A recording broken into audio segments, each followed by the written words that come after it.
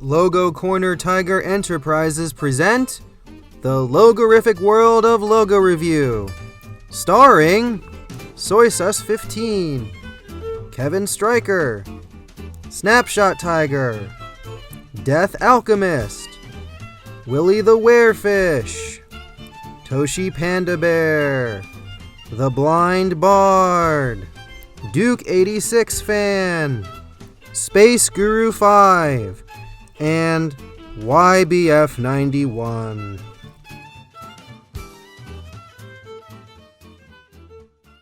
Hello, and welcome to the Logorific World of Logo Revue, Part 1.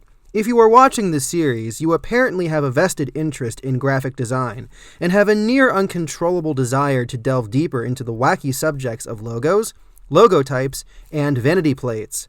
For the remainder of this protracted video series, we are going to explore logos from film companies like Paramount Studios, television companies and stations such as ABC or Desilu Productions, and home video distributors such as Good Times. We may even touch on strange and unusual logos too, such as ones from World Vision or the infamous Screen Gems. By the time we are finished with this series, you will gain a newfound appreciation for those specific logo types and understand where they came from, how they evolved, and why they are so significant and pertinent to appreciating culture and media. With that, let's begin our massive exploration. Alright. So before we begin, it's disclaimer time. To truly understand the intricacies of logo design, you must do your own research, read some logo books, and listen to experts in logo design. So just, do all that. Do we have to do all the work for you? In all seriousness, while the aim of this video series is to provide detailed summaries of specific logos, their logo histories, and the backstories of the companies that designed these logos, this series is not intended to be the end-all be-all on graphic design and company histories. This series may serve as a supplement or an introduction to such topics, but if you desire more detailed explanations, seek out additional resources and conduct your own logo investigations. Now remember, this is a YouTube video. You can rewind or fast forward this presentation at any time if you need a review, or if you're looking for specific sections of the video to focus on. You can also stop the video at any time if you need the restroom or if you need a drink, like a nice glass of OJ. And now, the moment you've been waiting for! Part 1. Introduction to Logo Revue. Section A. What are logos? In order to discuss logos and logo evolutions in this series, we must first answer this important question. What are logos? What? They're not sigils used by rogue witches to perform dark magic? No.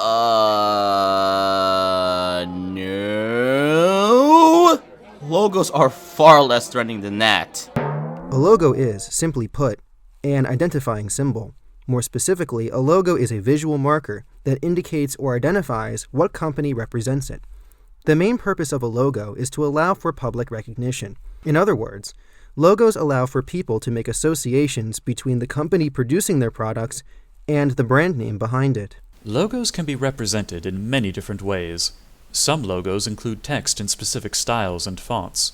Some logos include images, which can be concrete or abstract.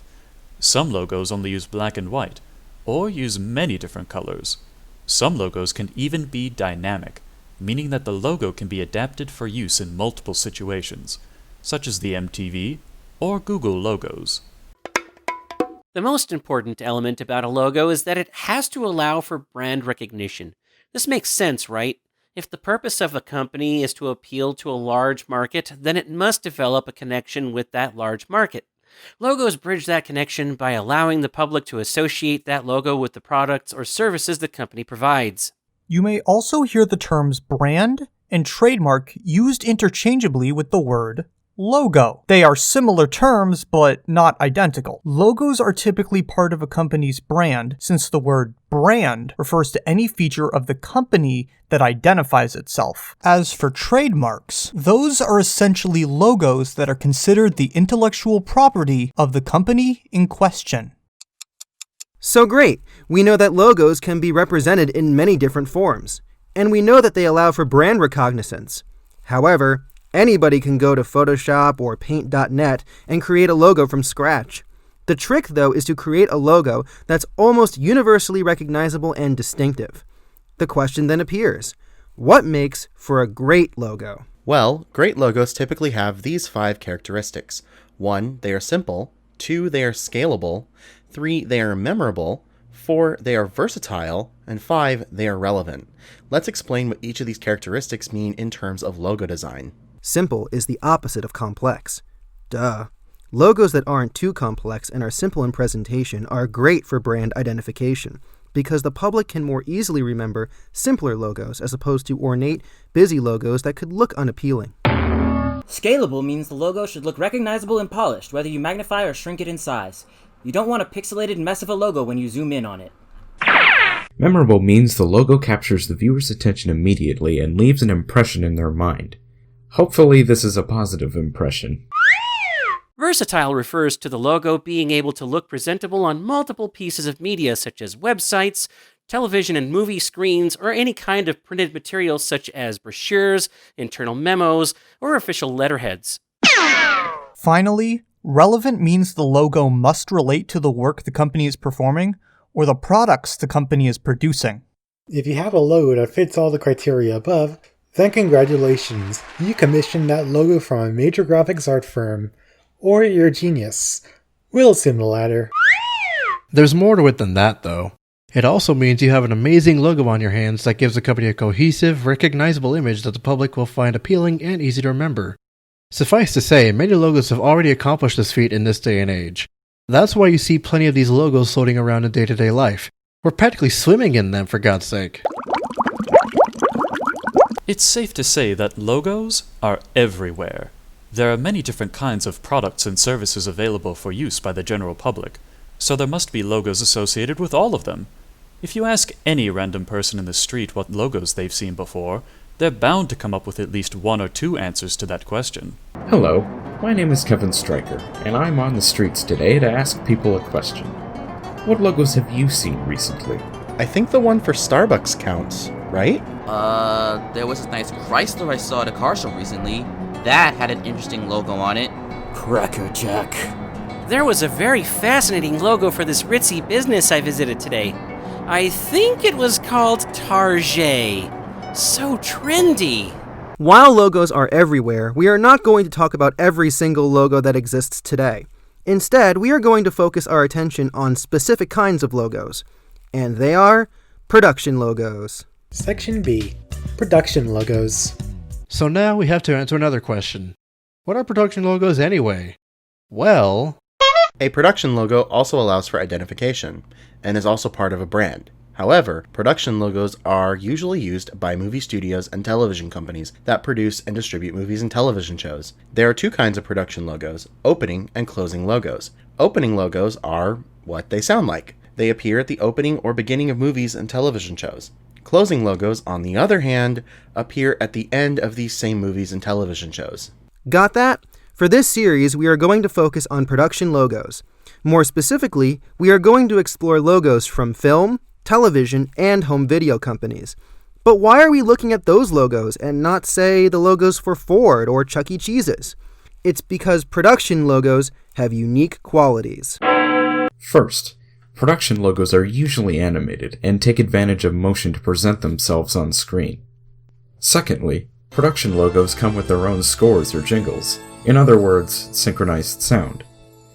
Thirdly, production logos combine those elements together to create a dynamic, established identity that allows for immediate recognition and identification with the brand.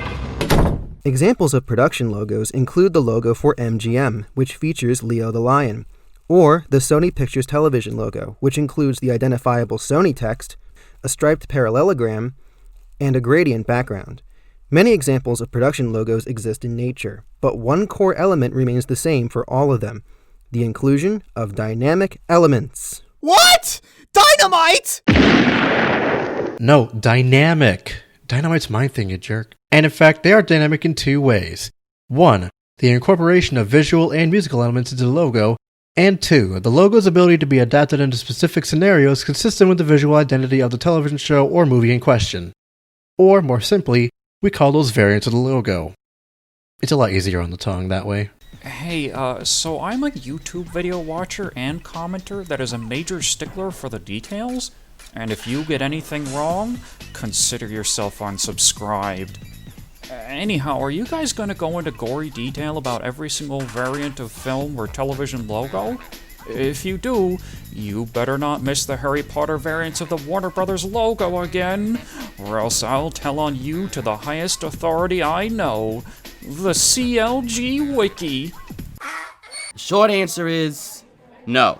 Long answer, if we were to focus on logo variants, we would be spending an eternity discussing all the different logo variants that appeared throughout the evolution of that said logo, and really, who has time for that? Remember, certain television and film companies have been around for decades, some even more than a century.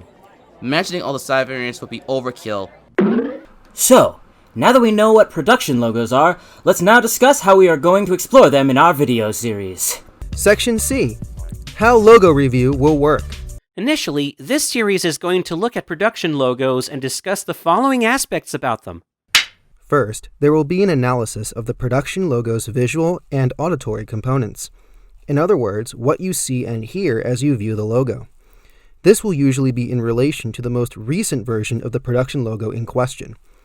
Second, the evolution of the production logo will be discussed, noting what changed and why such changes occurred.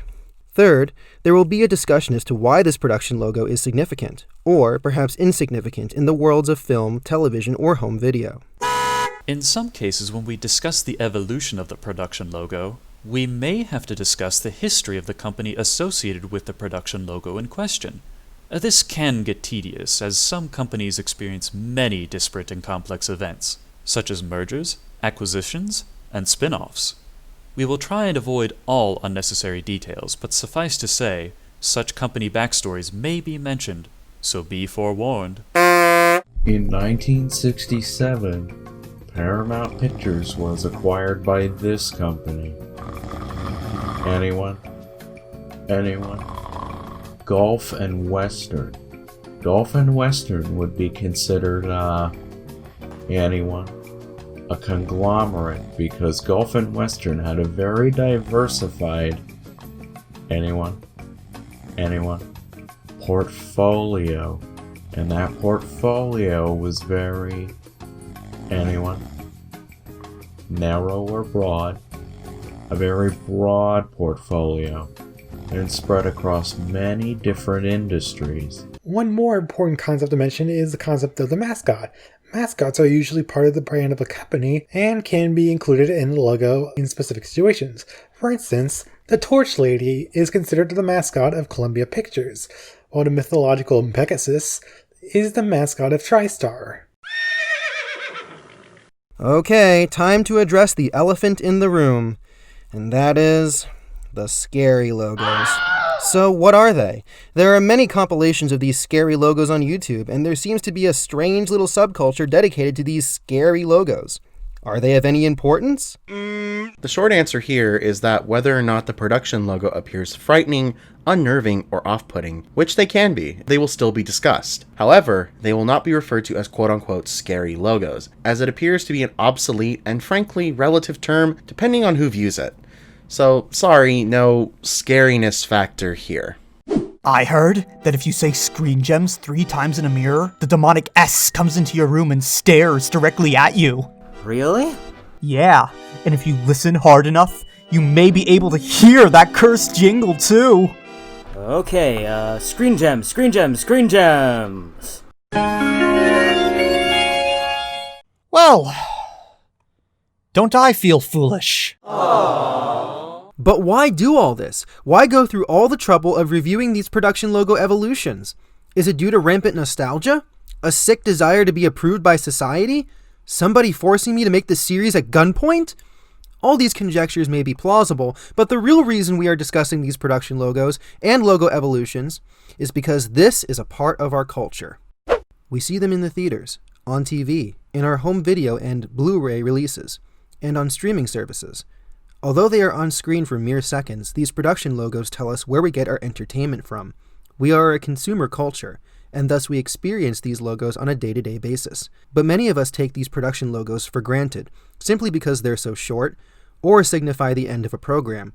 They could even be considered minor annoyances. However, with the rise of the internet and with folks connecting to ephemera from the past, such as old commercials, alternate work prints of movies, and television bumpers, production logos are a part of our lives, and thus, yet another example of ephemera. They are often ignored, but in this video series, they will be given full recognition, and they will further be used to demonstrate their unsung roles in production and presentation of the media we all faithfully consumed.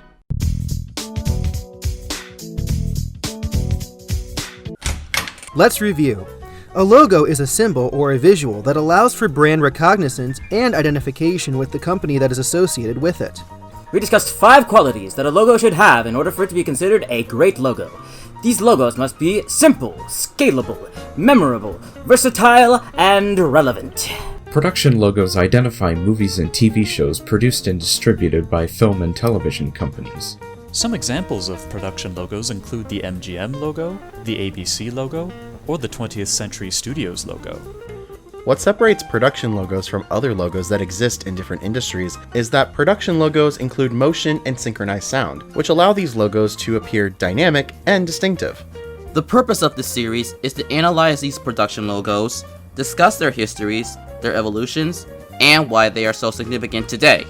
It is important to note that some film and television companies have been around for decades, so sometimes the history of these logos may be long, but such histories demonstrate how the logo has changed over the course of many years. Finally, so-called scary logos will not necessarily be spotlighted. Some logos may present themselves in a way that is more jarring than other ones, but discussion of their scariness may be limited in scope, primarily because that is so inherently subjective. So that's all you need to know to proceed in this video series. If ever you need a review about production logos, how we are looking at them, and why we are exploring them in this series, please feel free to view this video again. If you also have any other questions, please feel free to leave a comment or contact me on my Twitter. That handle will be presented after these closing remarks. If you liked part 1 of Logo Review, be sure to check out part 2, where we will discuss monuments, mice, men, mergers, acquisitions, and everything else in between. Until then, this is YBF91, and ladies and gentlemen, I'll see you all during the next set of opening credits. Have a great day. Bye-bye.